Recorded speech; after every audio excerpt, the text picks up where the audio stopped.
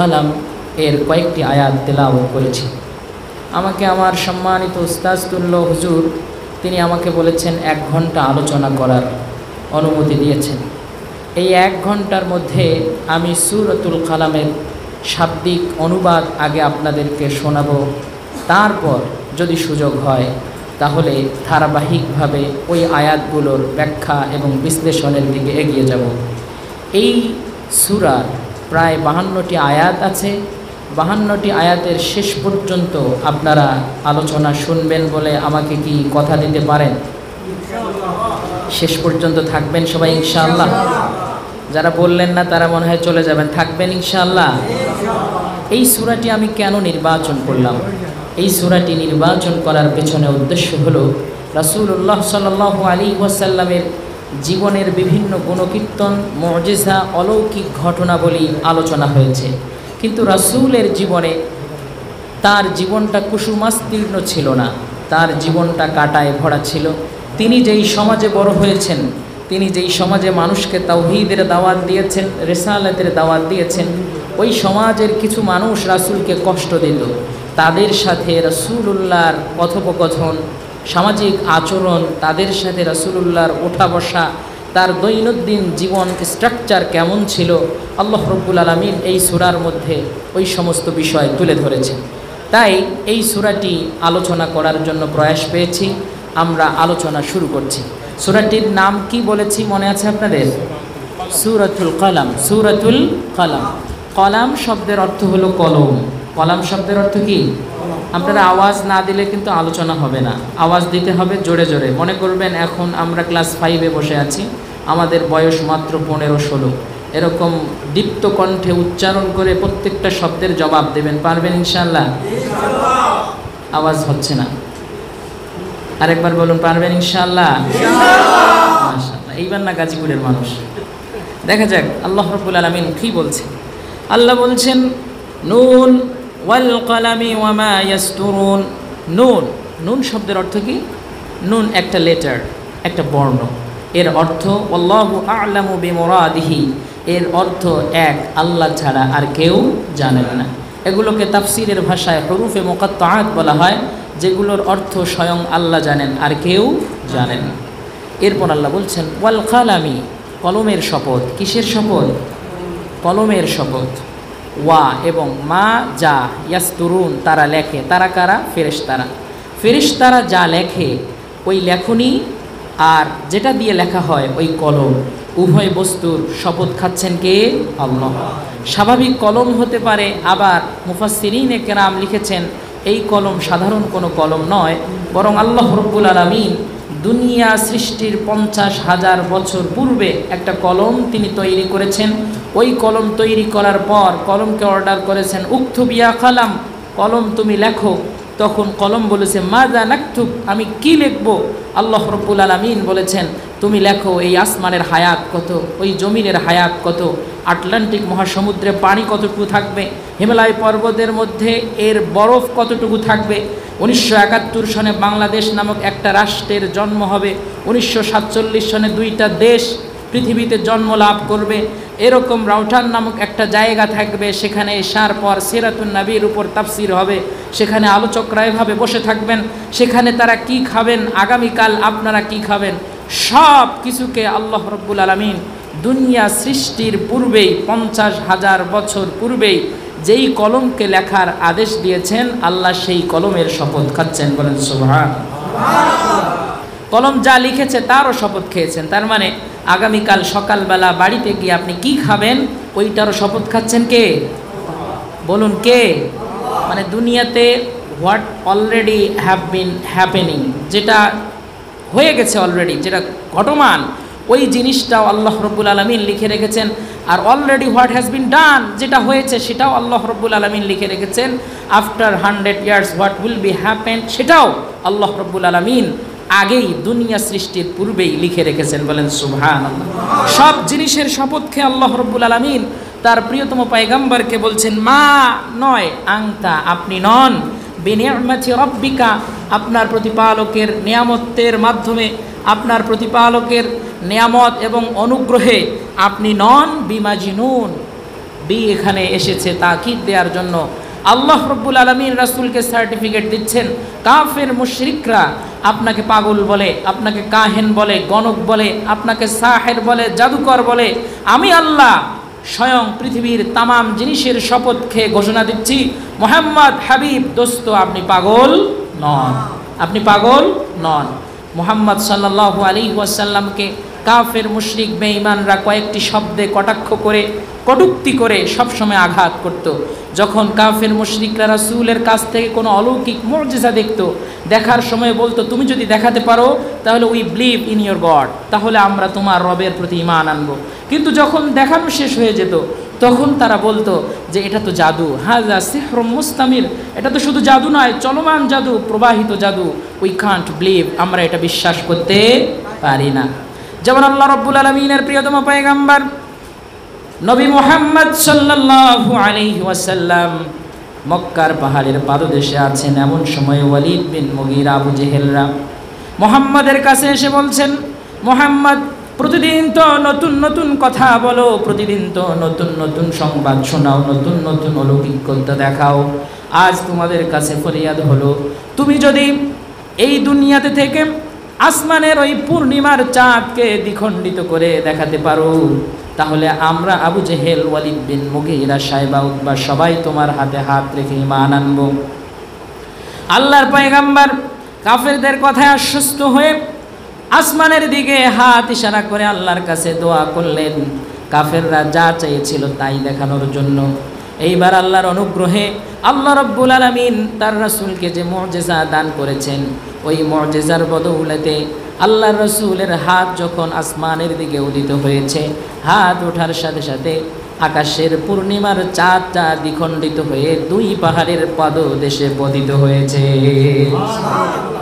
এই দৃশ্য দেখার পর ওয়ালিদ বিন মুগীরা, সাইবা, উতবা এদের তো ঈমান আনার কথা ছিল, কিন্তু ঈমান আনে নাই।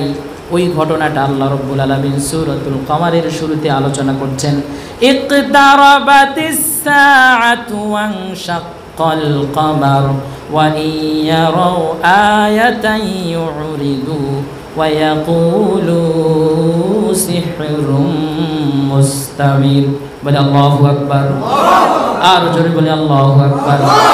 আল্লাহ রাব্বুল আলামিন ঘোষণা করছেন, ইকতারাবাতিস সাআ, কিয়ামত সন্নিকটিত হয়েছে, কিয়ামত দ্রুতই সংঘটিত হবে। ওয়ানশাক্কাল কমার, চাঁদ দ্বিখণ্ডিত হয়েছে। এই মক্কাবাসী সালু আহলু মক্কা, মক্কার অধিবাসীরা চাঁদ দ্বিখণ্ডিত করার কথা রাসূলের কাছে আবেদন করেছে, অ্যাপ্লিকেশন করেছে। আল্লাহর পয়গম্বর যখন চাঁদ দ্বিখণ্ডিত করে দেখালো, ইউরিদু, তারা পৃষ্ঠ প্রদর্শন করলো এবং তারা বলল, সিহরুম মুস্তামির, মুহাম্মদ যা দেখিয়েছে এটা মুজিজা নয়, বরং মুহাম্মদ যা দেখিয়েছে তা হচ্ছে প্রবাহিত জাদু। বলে নাউযুবিল্লাহ। এজন্য তারা রাসূলকে কখনো সাহের বলতেন, জাদুকর বলতেন, কাহেন বলতেন, গণক বলতেন, আবার কখনো রাসূলকে তারা পাগল বলতেন।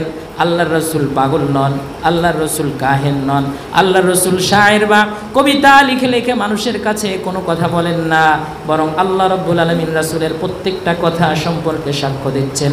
ওয়া মা ইয়ানতিকু আনিল হাওয়া ইন হুয়া ইল্লা ওয়াহয়ুন ইউহা। বলে আল্লাহু আকবার। আল্লাহ ঘোষণা দিচ্ছেন, আমার দোস্ত, আমার হাবিব, আমার বন্ধু, বিশ্বসভার সভাপতি, সৃষ্টির প্রধান আকর্ষণ, সাইয়্যিদুল হিদায়াত বাদরুদ্দুজা, তিনি কখনো কোনো কথা নিজের পক্ষ থেকে বলেন না। ওমা ইয়ানতিকু আনিল হাওয়া, প্রবৃত্তির তাড়নায় তার মুখ থেকে কোনো শব্দ উচ্চারিত হয় না।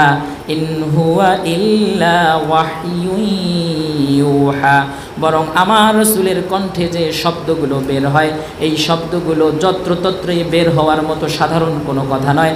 আমার রাসূলের মুখ নিঃসৃত প্রত্যেকটা কথাই হচ্ছে আল্লাহর ওহী। রাসূলের প্রত্যেকটা কথা কি? অতএব আল্লাহ তাকে স্মরণ করিয়ে দিয়ে বলেছেন, ওয়ালাউ তাকাওয়ালা আলাইনা বা'দাল আকাবিল লাআখাযনা বিল ইয়ামিন, যদি রাসূল আমার নামে কোনো কথা চালিয়ে দিতেন, আমি রাসূলের ডান হাত চেপে ধরতাম।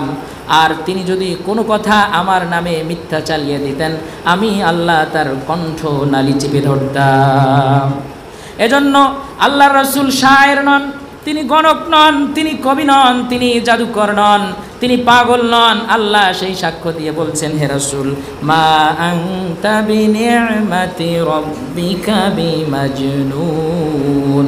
আল্লাহর পয়গম্বর, আল্লাহর রাসূল, আপনি তো পাগল নন, বরং আপনার জন্য এমন জিনিস আছে, ওয়া ইন্না লাকা লাআজরান গায়রা মামনুন। আল্লাহর পয়গম্বর, ওয়া ইন্না, নিশ্চয়ই, লাকা, আপনার জন্য আছে, লাআজরান, এমন প্রতিদান, গায়রা মামনুন, যা কখনো শেষ হবার নয়, বিচ্ছিন্ন হবার নয়। তার মানে হলো অবিচ্ছিন্নভাবে আল্লাহ রাব্বুল আলামিন তার প্রিয়তম পয়গম্বরকে যত ধরনের দান করেছেন, যত ধরনের গিফট করেছেন, যত ধরনের যাজা দান করেছেন, এই কথাটি সূরাতুল কাউসারে আল্লাহ তার রাসূলকে উদ্দেশ্য করে বলছেন, আমি কোনো রাসূলকে এই জিনিসটি দেইনি যে জিনিসটি আপনাকে দান করেছি। আল্লাহ বলেন, ইন্না আ'তাইনাকাল কাউসার ফাসাল্লি লিরাব্বিকা ওয়ানহার ইন্না শানিআকা হুয়াল আবতার। বলে আল্লাহু আকবার। হে রাসূল, আমি আপনাকে কাউসার দান করেছি, অতএব আপনি সালাত আদায় করুন, আপনি জবাই করুন, কুরবানি করুন। ইন্না শানিআকা হুয়াল আবতার, যারা আপনাকে বলে আপনার পুত্র সন্তান বেঁচে নাই, আপনি নির্বংশ, আপনি তাদেরকে জানিয়ে দিন আপনি নির্বংশ নন, বরং আপনি মূলত চিরজীবন পৃথিবীতে বেঁচে থাকবেন, কারণ আমি আল্লাহ ওয়া রাফা'না লাকা যিকরাক, আপনার মর্যাদাকে, আপনার স্মরণকে, আপনার আলোচনাকে আকাশচুম্বী করে দিয়েছি। আপনি যখন পৃথিবী থেকে ওয়াফাত করবেন, আপনার ওয়াফাতের পরেও 1400 বৎসর পরে মসজিদের মধ্যে বসে উলামায়ে কেরাম আপনার গুণকীর্তন করে সিরাত মাহফিল করবে। এজন্য আল্লাহ রাব্বুল আলামিন বলছেন, ওয়া ইন্না লাকা লাআজরান গায়রা মামনুন, আমি আল্লাহ আপনাকে যে নিয়ামত দিয়েছি এই নিয়ামত কখনো শেষ হবে না। আমার ভাইয়েরা, বিশ্বনবী মুহাম্মদ সাল্লাল্লাহু আলাইহি ওয়াসাল্লাম বলেন, লিকুল্লি নাবিয়্যিন দাওয়াতুন মুস্তাজাবা, প্রত্যেক নবীর এমন একটা দোয়া আছে, ওই দোয়াটা যখন আল্লাহর কাছে করা হতো, আল্লাহ রাব্বুল আলামিন সেই দোয়াকে গ্রহণ করে নিতেন। কিন্তু আল্লাহর নবী বলেন, আমি আমার একটা স্পেশাল দোয়াকে রিজার্ভ করে রেখে দিয়েছি, ওই দোয়া কখনো আমি করিনি, দোয়াটি আমার গুনাহগার উম্মতের জন্য করব। কখন সেই দোয়াটি করবেন? মুহাদ্দিসিনে কেরাম লিখেছেন, কিয়ামতের ময়দানে। বুখারীতে হাদিস এসেছে, আল্লাহর পয়গম্বর নবী মুহাম্মদ সাল্লাল্লাহু আলাইহি ওয়াসাল্লাম বলেন, কিয়ামতের বিভীষিকাময় দিনে, ইয়াউমা ইয়াফিরুল মারউ মিন আখিহি, ভাই তার ভাই থেকে পালাবে, ভাবি তার ভাসুর থেকে পালাবে, স্ত্রী তার স্বামী থেকে পালাবে, বাবা তার সন্তান থেকে পালাবে। ওই বিভীষিকাময় দিনে ইয়াতুনা ইলা আদম, সবগুলো মানুষ আদম আলাইহিস সালাতু ওয়াস সালামের কাছে আসবে। তারা সবাই মিলে মার্সিফিকেশন করে বলবে, আনতা আউয়ালু আম্বিয়া ইল্লাহ, আপনি আল্লাহর পক্ষ থেকে প্রথম নবী, খলাকাকাল্লাহু বিয়াদিহি, আল্লাহ তার নিজ হাতে তোমাকে তৈরি করেছেন। আজকের আমাদের এই বিপদের দিনে আপনি আল্লাহর কাছে আমাদের জন্য সুপারিশ করুন, তিনি যেন আমাদের জন্য দোয়া করে এই বিপদকে তাড়িয়ে নিয়ে দেয়। আদম আলাইহিস সালাতু ওয়াস সালাম ঘোষণা করবেন, লাস্তুলাহা, ওই শাফাতের জন্য আমি যোগ্য নই, বরং তোমরা নূহের কাছে যাও। নূহ আলাইহিস সালাম অপারগতা প্রকাশ করে বলবেন, লাস্তুলাহা, আমি ওইটার জন্য, তোমাদের জন্য আজকে I am not fit for that, ওইটার জন্য আমি যোগ্য নই। সবাই মিলে ইব্রাহিম আলাইহিস সালাতু ওয়াস সালামের কাছে আসবে। ইব্রাহিম আলাইহিস সালাতু ওয়াস সালাম অপারগতা প্রকাশ করবেন। এবার সবাই মিলে মূসা আলাইহিস সালাতু ওয়াস সালামের কাছে আসবে, তারাও অপারগতা প্রকাশ করবেন। এবার সবাই মিলে ঈসা আলাইহিস সালাতু ওয়াস সালামের কাছে আসবে। ঈসা আলাইহিস সালাতু ওয়াস সালাম বলবেন, লাস্তুলাহা, তোমাদের জন্য সুপারিশ আমি আজ করতে পারবো না, বরং তোমাদের জন্য এমন এক মানুষের কথা বলে যাই, তোমরা যদি তার কাছে যাও, আজ যদি তিনি আল্লাহ রাব্বুল আলামিনের কাছে শাফাআত করেন, আল্লাহ রাব্বুল আলামিন তার শাফাআত গ্রহণ করে তোমাদের মতো গুনাহগারদেরকে জান্নাত দিয়ে দিবেন।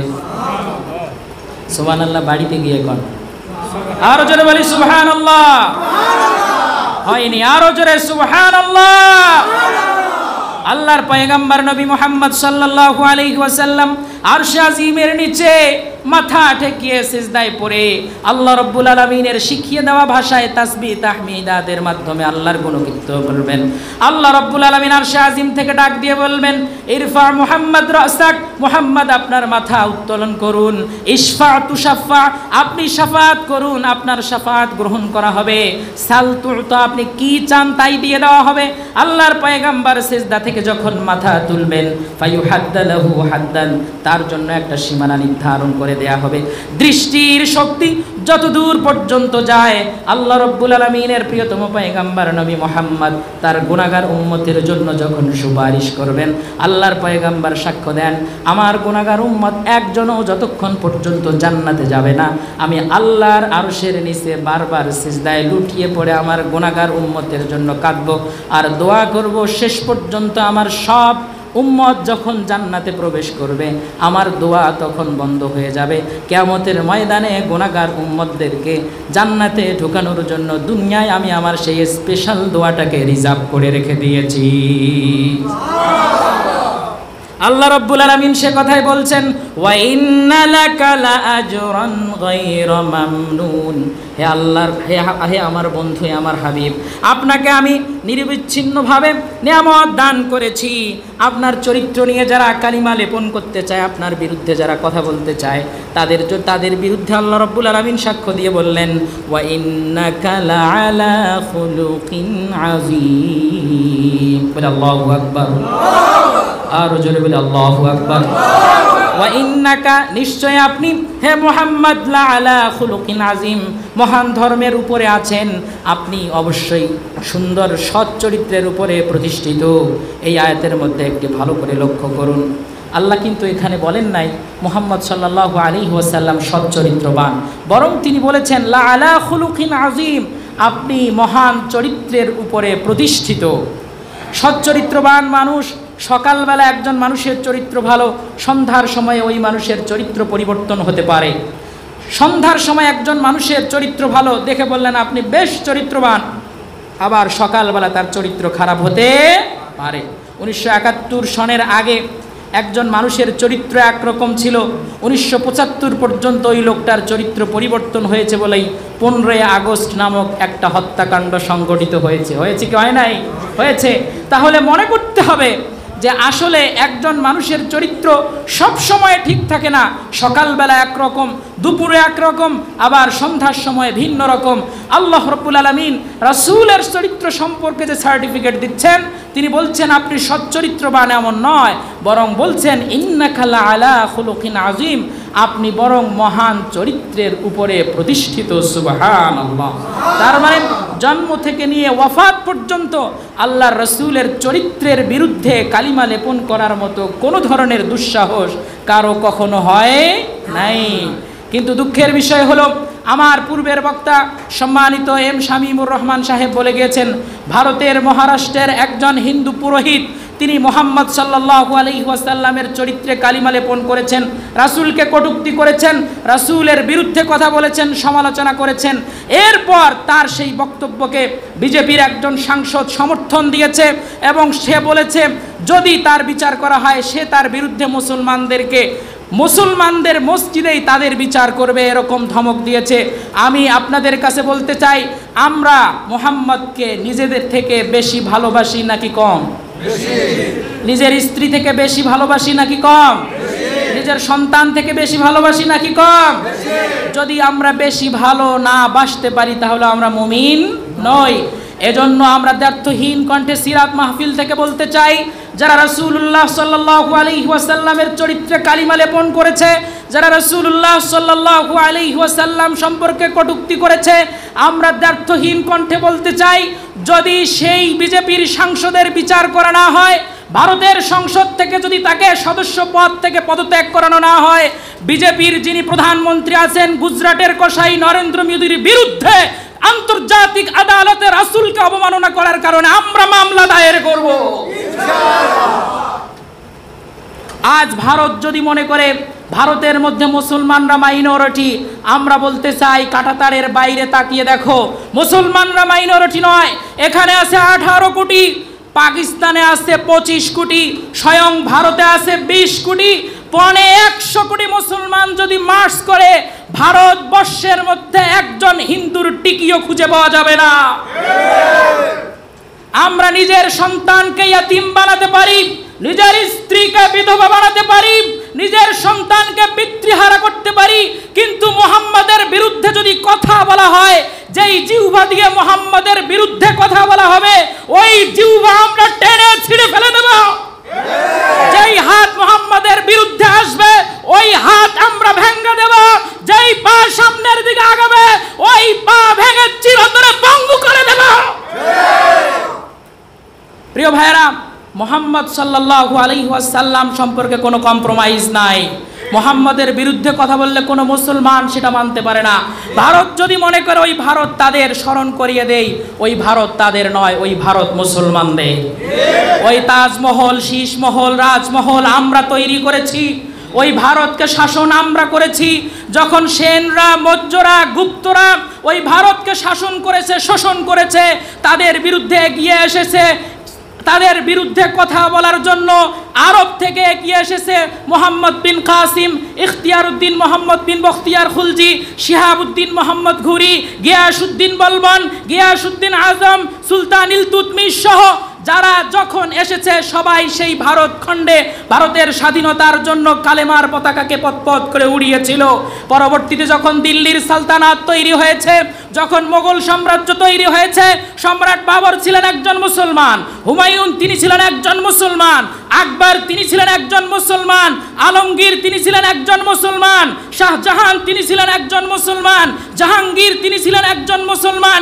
মুসলমানদের তৈরি করা ভারতের মধ্যে মুসলমানদের নবীর বিরুদ্ধে কথা বলা হবে, ভারত নামক রাষ্ট্রকে দুনিয়ার মানচিত্র থেকে নিশ্চিহ্ন করে ফেলা হবে। লিল্লাহি তাকবীর, লিল্লাহি তাকবীর।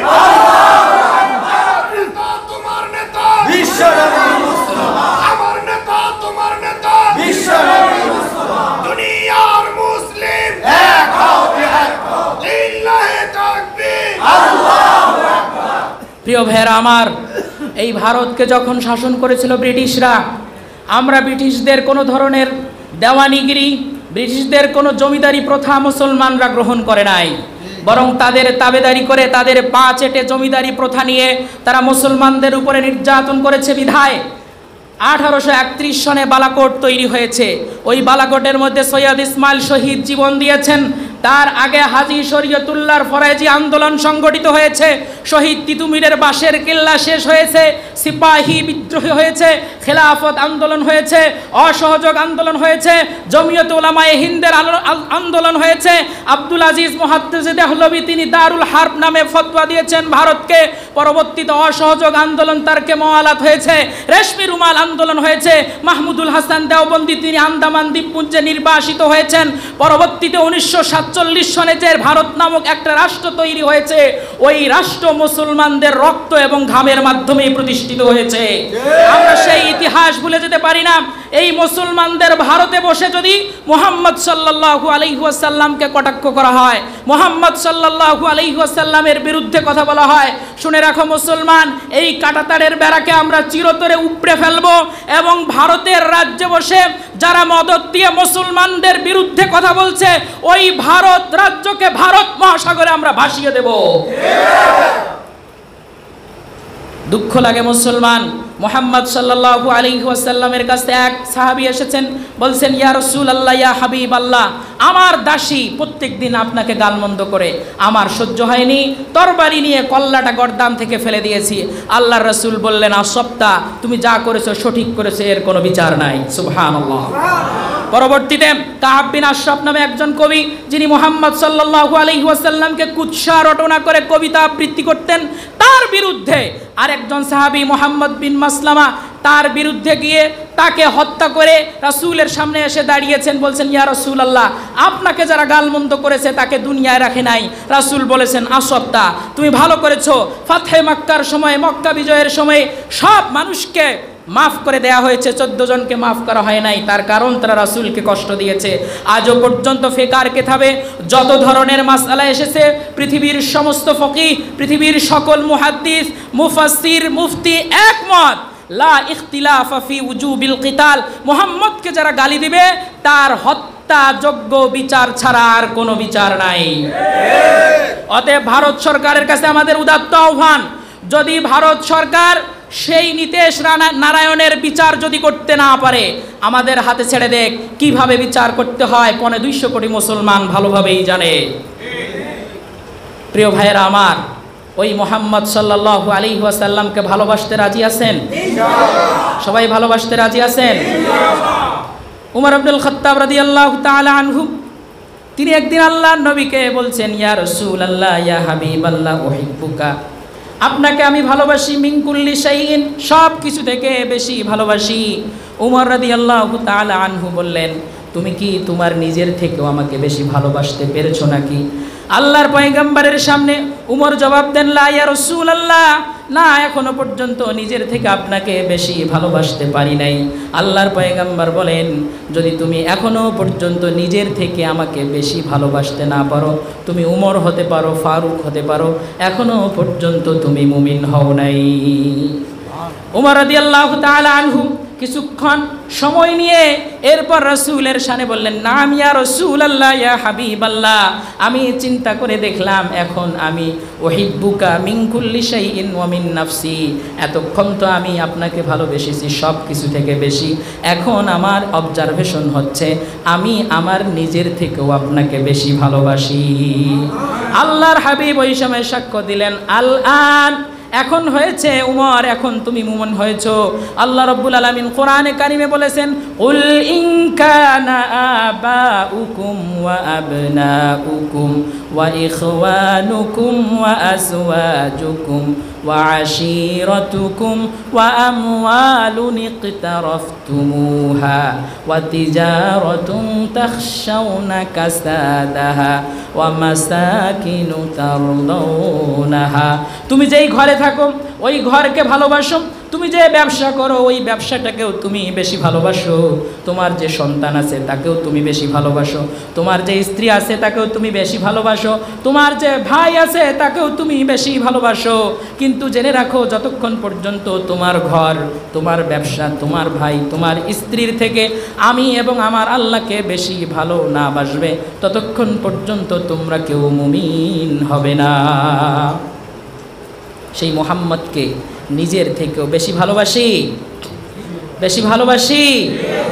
আল্লাহ রাব্বুল আলামিন যেন তার এই ভালোবাসাকে আমাদের নাজাতের ওসিলা হিসেবে কবুল করেন, বলে আমিন।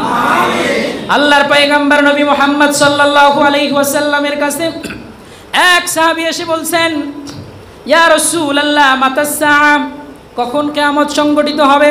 আল্লাহর পয়গম্বর নবী মুহাম্মদ সাল্লাল্লাহু আলাইহি ওয়াসাল্লাম বললেন, কিয়ামত কিয়ামত করো, ওয়া মাযা আ'দাতা লাহা, ওই কিয়ামতের জন্য তুমি কি প্রস্তুতি গ্রহণ করেছো? What is your preparation for here after, পরকালের জন্য তুমি কি প্রস্তুতি গ্রহণ করেছো? আল্লাহর পয়গম্বরের সামনে আল্লাহর নবীর সাহাবী উত্তর দিচ্ছেন, আমার এমন কোনো আমল নাই যে আমল দিয়ে আপনি আল্লাহর পয়গম্বরকে বেশি ভালো, আপনি আল্লাহর পয়গম্বরের বিশেষ কোনো আমল আমি করে থাকি, বরং হে আল্লাহর রসুল, আমার কিচ্ছু নাই, একটা মাত্র পুঁজি আছে, সেটি হলো উহিব্বুকা, আমি আপনাকে ভালোবাসি।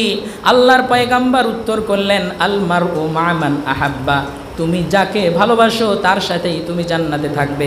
ওই সাহাবী বলেন, ওয়ালাউলাম আমালু, যদিও আমি কোনো ভালো কাজ করি নাই, নেক কাজ করি নাই, তারপরও আমি আল্লাহর জান্নাতের জন্য আশা রাখি। তার কারণ হলো আমি মুহাম্মদ, আবু বকর, উমর, উসমান এবং আলীকে ভালোবাসি। আল্লাহ বলেছেন, ইয়া আইয়ুহাল্লাযীনা আমানুত্তাকুল্লাহ ওয়া কুনু মা'আস সাদিকিন। ভাইরা আমার, নামাজ পড়া যেমন ফরজ, রোজা রাখা যেমন ফরজ, অন্যান্য ইবাদতগুলো যেমন ফরজ, নেককার মানুষের হাতে হাত রেখে তার সাথে চলাটাও তেমন ফরজ। আল্লাহ বলছেন, গায়রিল মাগদুবি আলাইহিম ওয়ালাদ-দাল্লিন, কাফের মুশরিক ইহুদি খ্রিস্টানদের পথের দিকে আগানো যাবে না। কার দিকে যেতে হবে আল্লাহ সেটিও শিক্ষা দিচ্ছেন, সিরাতাল্লাযীনা আন'আমতা আলাইহিম বরং তাদের পথে যাবেন যাদেরকে আল্লাহ রব্বুল আলামিন অনুগ্রহ করেছেন।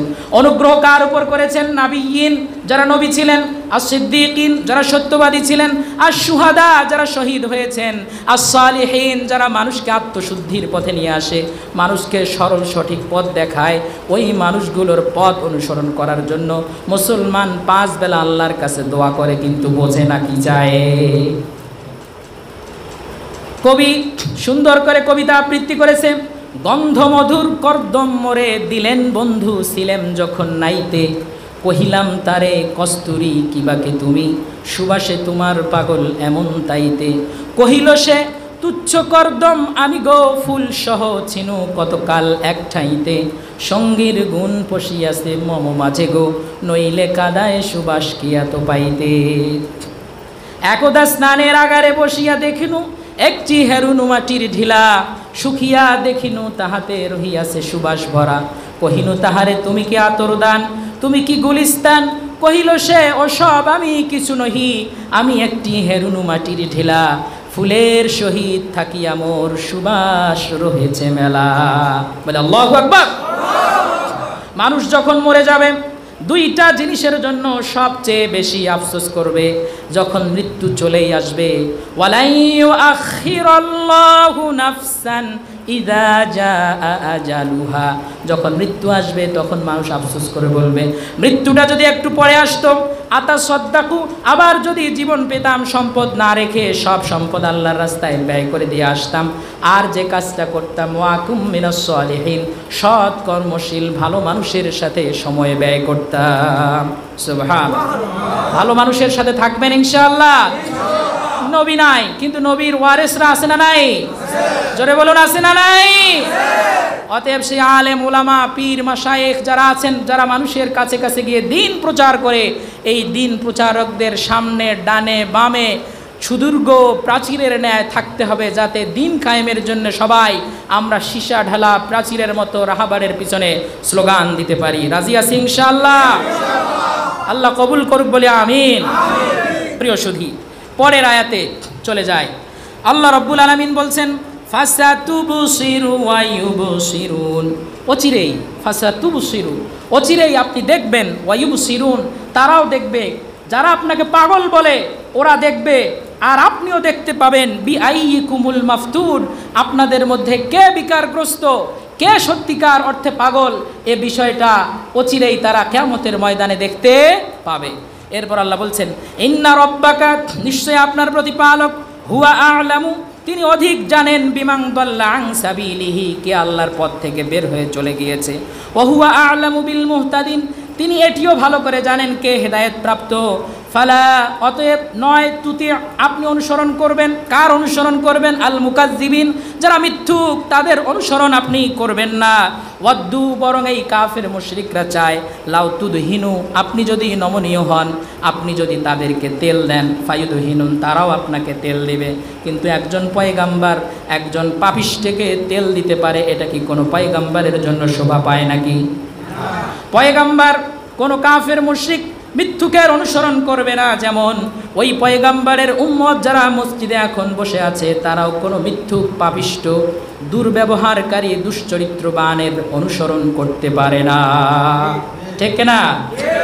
আল্লাহ রাব্বুল আলামিন বললেন, আর কার অনুসরণ করা যাবে না? একদিকে মুহাম্মদের চরিত্র তুলে ধরলেন, তিনি মহান চরিত্রের উপরে প্রতিষ্ঠিত, তার চরিত্রকে আঁকড়িয়ে ধরতে হবে। আল্লাহ বলেন, সিবওয়াতাল্লাহি ওয়া মান আহসানু মিনাল্লাহি সিবওয়া, আল্লাহর রঙে রঙিন হও, মুহাম্মদের রঙে রঙিন হও, অন্য কারো রঙে রঙিন হওয়া যাবে না। আল্লাহ বলেন, তার রং ছাড়া অন্য রং গ্রহণ করা যাবে না। এইবার আল্লাহ শিখিয়ে দিচ্ছেন, ওয়ালা তুতি, ডোন্ট হবে, অনুসরণ করো না, কুল্লা হাল্লাফিম মাহিন, কথায় কথায় যারা শপথ করে, মিথ্যা কসম করে, ক্ষমতায় গেলে পরে আপনাদের জন্য কাপাসিয়া থেকে রাজবাড়ি পর্যন্ত একটা বিশাল হাইওয়ে করে দেব নির্বাচনের আগে। নির্বাচন যখন হয়ে যায়, চুমকিও নাই, মিলনও নাই, ঠিক কিনা? কথা বল না কেন?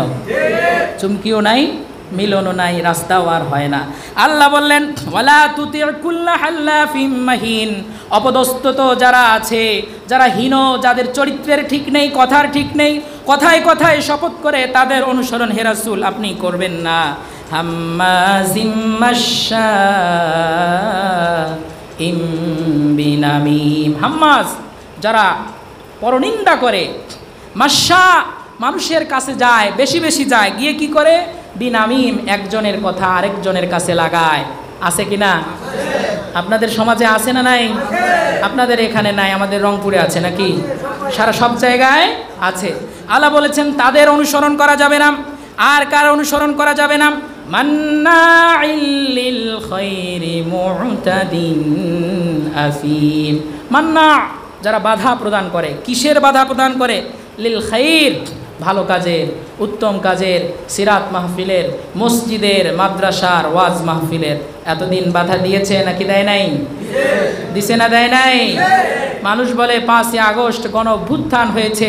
আমি বলি 5ই আগস্ট গণ অভ্যুত্থান হয় নাই, 5ই আগস্ট বাংলার মানুষের জন্য একটা বদর তৈরি হয়েছে। আল্লাহ রাব্বুল আলামিন বদরের প্রান্তরে যেমন বৃষ্টি দিয়ে স্নাত করে দিয়েছেন জমিন, অতঃপর মুসলমানদেরকে বিজয় দিয়েছেন। লক্ষ লক্ষ আলেমের উপরে নির্যাতন করার কারণে 5ই আগস্ট জনগণ বের হওয়ার আগেই সে পদত্যাগ করার জন্য সিদ্ধান্ত গ্রহণ করেছে। এটি কার শিক্ষা? কার শিক্ষা ভাই? জোরে বলুন, কার শিক্ষা?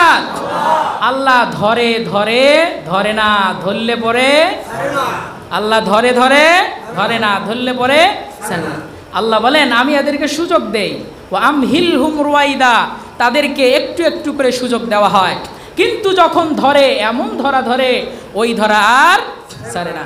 আল্লাহ কোরআন মাজিদে বলেছেন কাল্লাত ইযা দুক্কাতিল আরদু দাক্কান দাক্কা ওয়া জাআ রাব্বুকা ওয়াল মালাকু সাফফান সাফফা ওয়া জিআ ইয়াওমা ইযিন বিজাহান্নাম ইয়াওমা ইযি ইয়াতাযাক্কারুল ইনসানু ওয়া আন্না লাহুয যিকরা ইয়াকুলু ইয়া লাইতানি কদ্দামতু লিহায়াতি فَيَوْمَئِذٍ لَّا يُعَذِّبُ عَذَابَهُ أَحَدٌ وَلَا يُوثِقُ وَثَاقَهُ أَحَدٌ। আল্লাহ বলেন তিনি যখন বাদ দিয়ে কাউকে ধরেন তার মতো ধরা আর কোনো কঠিন ধরা নাই।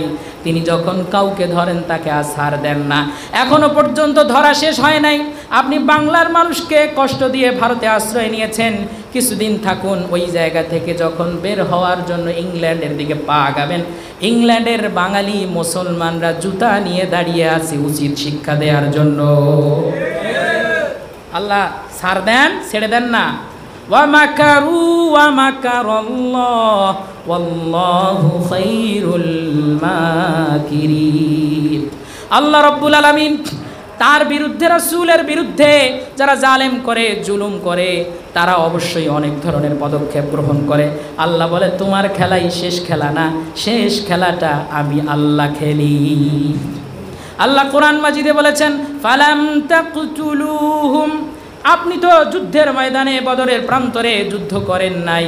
ওয়ামা রামাইতা ইয রামাইতা ওয়ালাকিন্নাল্লাহা রামা, আপনি তীর নিক্ষেপ করেন নাই, বালুকণা আপনি ছেড়ে দেন নাই, আপনি তো শুধুমাত্র বালুকণা ছেড়ে দিয়েছেন। আর ওই বালুকণাগুলো সবগুলো কাফেরের চোখের মধ্যে পৌঁছে দেওয়ার দায়িত্ব আমি আল্লাহর কুদরতি হাত গ্রহণ করেছে। আমরা রাস্তায় নেমেছি মাত্র, আসল পতনটা ঘটিয়ে দিয়েছেন কে? জোরে বলুন কে? এই মধ্যরাত্রে আরো মহব্বতের সাথে ওই মহান মুনিবকে ডাক দেয় কে? আরো জোরে বলুন কে? আল্লাহু আকবার। প্রিয় ভাইয়েরা, দুনিয়ার কোনো মানুষকে অনুসরণ করা যাবে? জোরে বলুন যাবে?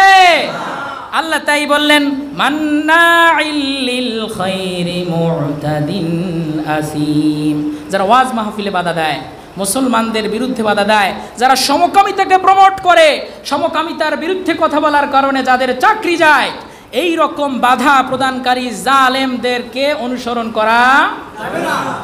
তাদের চরিত্র আল্লাহ তুলে ধরছেন, তারা কেমন?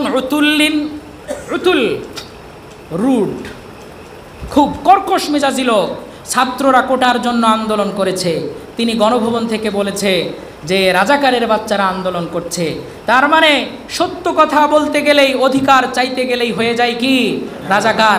আল্লাহ এমন খেলা দেখালেন, রাজাকার বলে যাদেরকে কুপকাত করতে চেয়েছে ওই রাজাকার স্লোগানের প্রতিধ্বনিতেই তার পতন হয়েছে।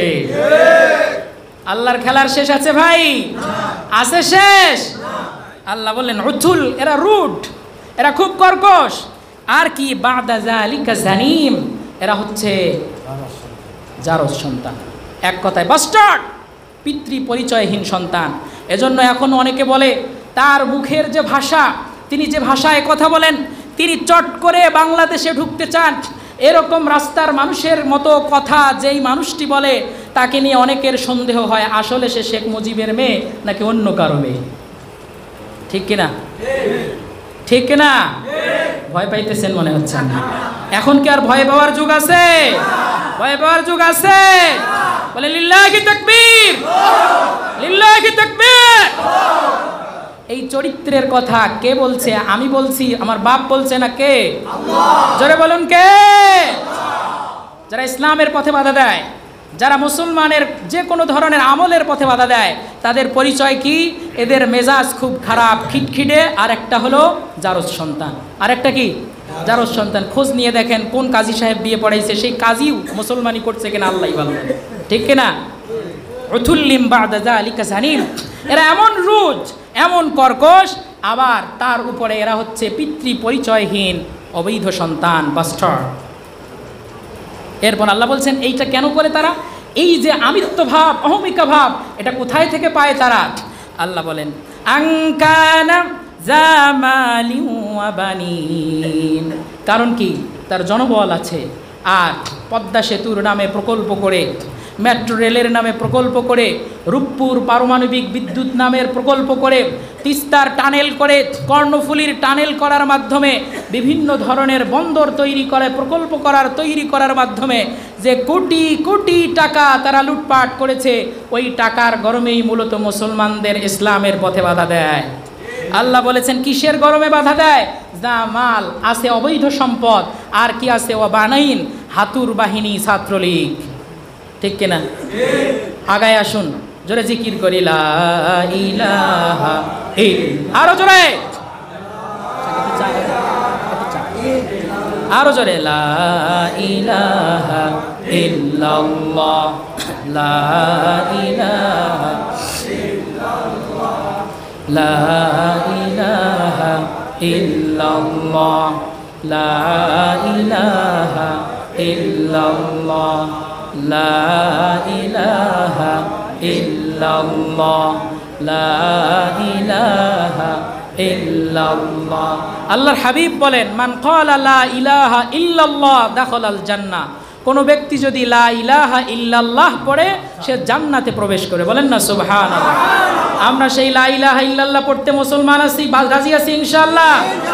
আরো জোরে লা ইলাহা ইল্লাল্লাহ, লা ইলাহা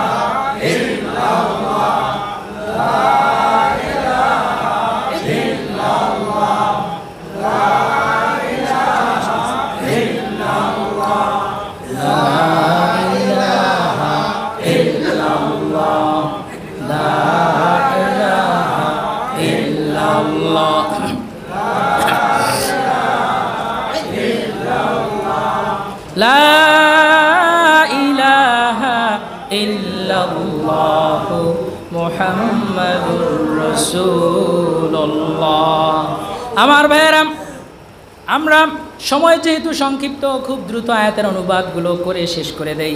আল্লাহ বলেন ইযা তুতলা আলাইহিম আয়াতুনা ক্বালা আসাতিরুল আউয়ালিন। ইযা তুতলা আলাইহি আয়াতুনা, কাফেরের সামনে যখন আল্লাহর কালাম তেলাওয়াত করা হয় তখন সে বলতে থাকে আসাতিরুল আউয়ালিন, এগুলো তো প্রাচীন রূপকথা মাত্র, এগুলোর প্রতি কোনো আমরা ইমান টিমান আনতে পারি না। মাদ্রাসা শিক্ষার কথা বলা হলে ওই সময়ে মন্ত্রী এমপিরা বলতো এগুলো তো মধ্যযুগীয় ব্যাপার স্যাপার, এগুলো মাদ্রাসা, স্কুল, কলেজ, ইউনিভার্সিটির সিলেবাস হতে পারে না। ওই সময়ের কাফের এই সময়ের মুসলমান নামের কাফেরগুলোর চরিত্রের মধ্যে কি অসাধারণ মিল আল্লাহ রাব্বুল আলামিন তুলে ধরেছেন। ইযা তুতলা আলাইহি আয়াতুনা ক্বালা আসাতিরুল আউয়ালিন, যখন তাদের সামনে কোরআন পড়া হয়, কোরআনের আইনের কথা বলা হয়, তখন বলে এই আধুনিক যুগে ওই সময়ের কোরআনের আইন বাস্তবায়ন করা কঠিন। আল্লাহ বলেন না না না, এই কোরআন ওই যুগের জন্যই শুধু আমি পাঠাইনি, বরং সব যুগের জন্য, সকল মানুষের জন্য কিয়ামত পর্যন্ত সংবিধান হিসেবে যেই বুকটা কাজ করবে ওই বইটার নাম হচ্ছে আল কোরআন। বলি সুবহানাল্লাহ। আমার ভাইয়েরা, আল্লাহ রাব্বুল আলামিন বলেন যারা এইরূপ কথা বলে তাদের শাস্তি কি হবে? সানাসিমুহু আলাল খুরতুম, এদের নাকের মধ্যে আমি অচিরেই খত দেব, তাদের নাকের মধ্যে আমি দাগ দেব, তাদের অপমানতাকে আমি প্রকাশ করে দেব। দুনিয়ার পিঠের মধ্যে যদি ফোড়া হয় এইটা ঢেকে রাখা যায়, কিন্তু নাকের মধ্যে যদি একটা ফোড়া হয় ওইটা ঢেকে রাখা যায় না। আল্লাহ বলেন এদেরকে আমি এমনভাবে অপমান করব কিয়ামতের ময়দানে, তাদের অপমান সারা পৃথিবীর সব মানুষ দেখতে পাবে। কিয়ামত সংঘটিত হয় নাই, শুধুমাত্র দেশ ছেড়েছে তার আগেই আয়না ঘরের কারিশমা মানুষের চোখের সামনে প্রকাশিত হয়েছে, নাকি হয় নাই? জোরে বলেন হয়েছে নাকি হয় নাই?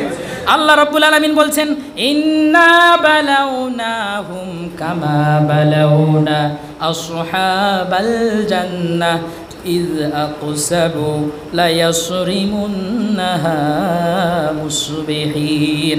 আল্লাহ বলেন ইন্না বালাউনাহুম, নিশ্চয় আমি তাদেরকে পরীক্ষা করেছি, কামা বালাউনা, যেভাবে আমি পরীক্ষা করেছিলাম আসহাবাল জান্নাহ, বাগানওয়ালাদেরকে। ইয়ামানের সনআ থেকে একটু দূরে 5 মাইল দূরে একটা বাগান ছিল।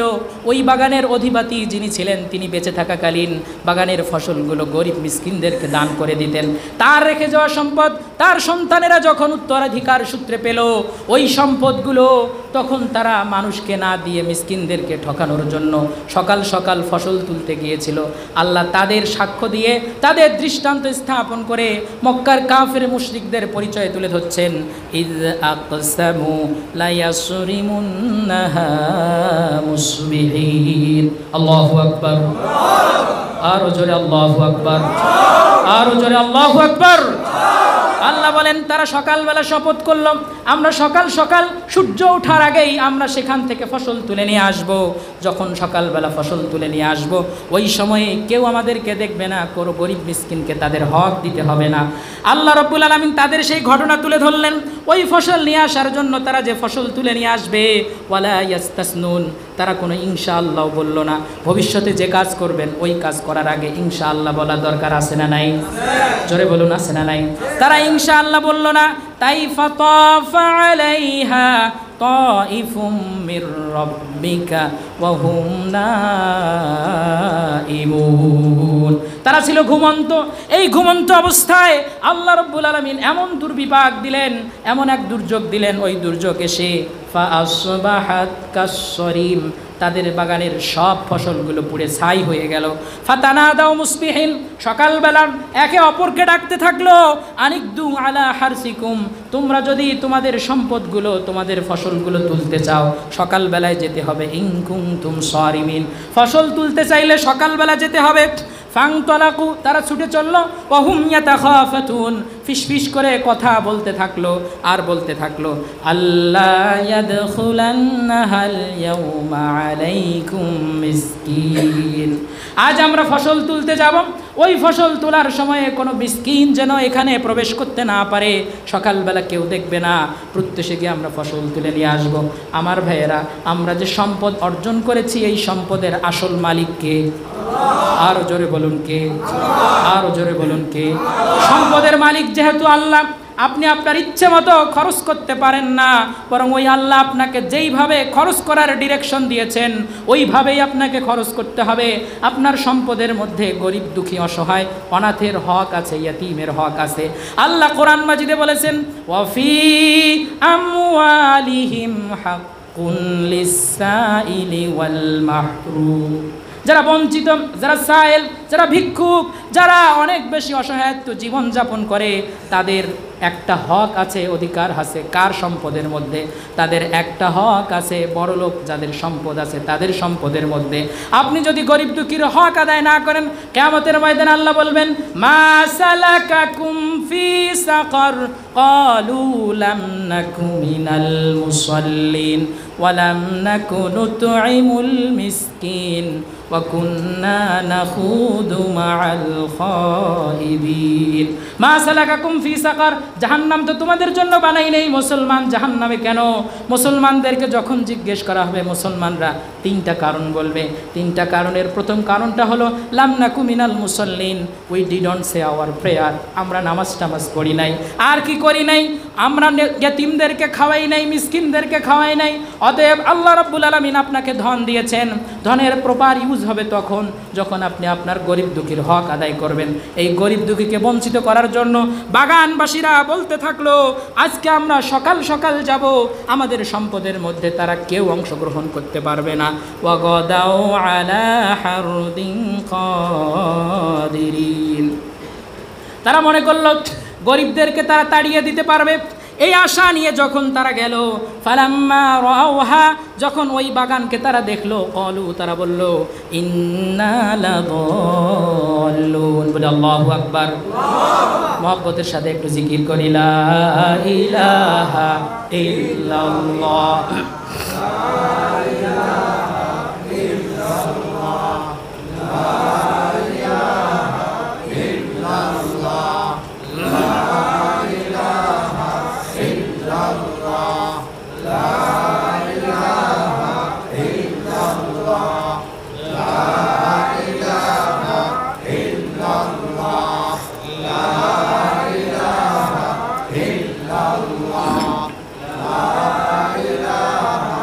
ইল্লাল্লাহ, লা ইলাহা ইল্লাল্লাহু মুহাম্মাদুর রাসূলুল্লাহ।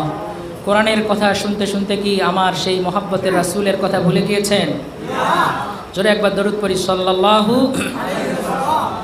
আখির আড়াল হলে মনেরও আড়াল হয়, আখির আড়াল হলে মনেরও আড়াল হয়।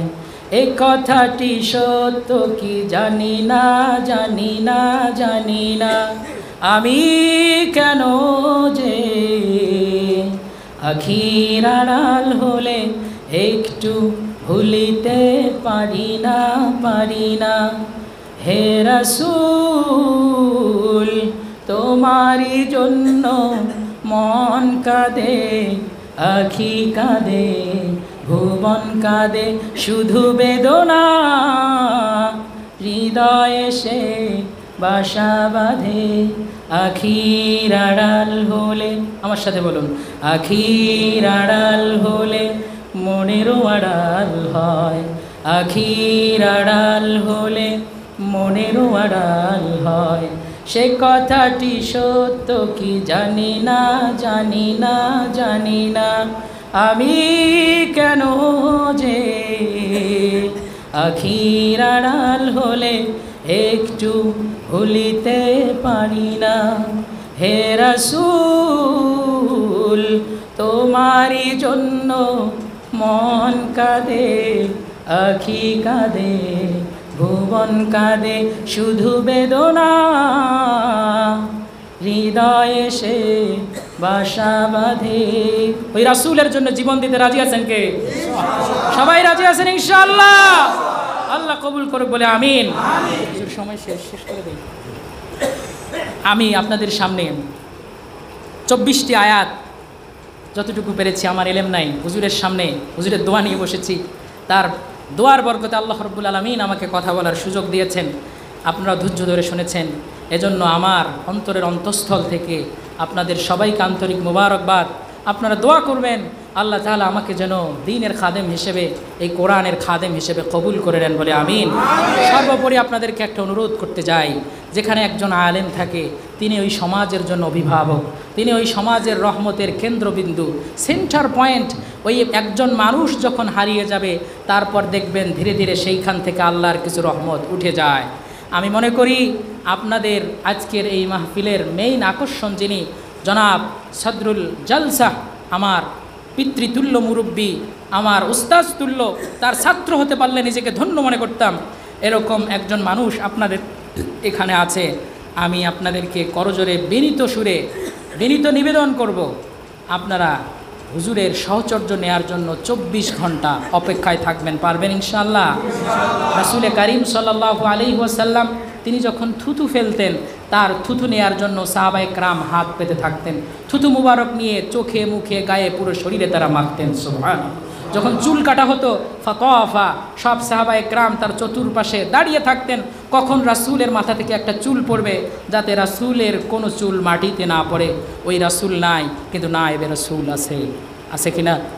আছে। একেবারেই উম্মত তো অভিভাবক শূন্য হয়নি, বরং রাসূল চলে গিয়েছেন। ওয়ারাসাতুল আম্বিয়া, তারা এখনও জীবিত আছেন। তাদের সাথে থাকুন, জীবন আমলদার হয়ে যাবে। এই সিরাত মাহফিল থেকে আমি আপনাদেরকে ঘোষণা দেই, আমি জীবনেও কোনো দিন কোনো পীর সাহেব হুজুরের হাতে মুরিদ হওয়ার সৌভাগ্য অর্জন করি নাই। হুজুর যদি আমাকে অনুমতি দেন, ভালোবেসে স্নেহ করে তিনি যদি আদর দিয়ে আমাকে তার মুরিদ বানিয়ে নেন, আমি নিজেকে ধন্য মনে করব এবং আজকে আমি হুজুরের হাতে হাত রেখে বায়াত গ্রহণ করে মুরিদ হয়ে যাব ইনশাআল্লাহ। আল্লাহ যেন তৌফিক দান করেন, আমিন। দোয়া করবেন। আমি আর আলোচনা দীর্ঘ না করি, আমি আমার প্রিয়তম শায়েখ ও মুর্শিদকে আজকের এই সিরাত মাহফিলের সমাপনী বক্তব্য দোয়া পরিচালনার জন্য ভক্তি গদগদ কণ্ঠে নিবেদন করছি। ওয়া আখির দাওয়ানা আলহামদুলিল্লাহি রাব্বিল আলামিন। আসসালামু আলাইকুম ওয়া রাহমাতুল্লাহ।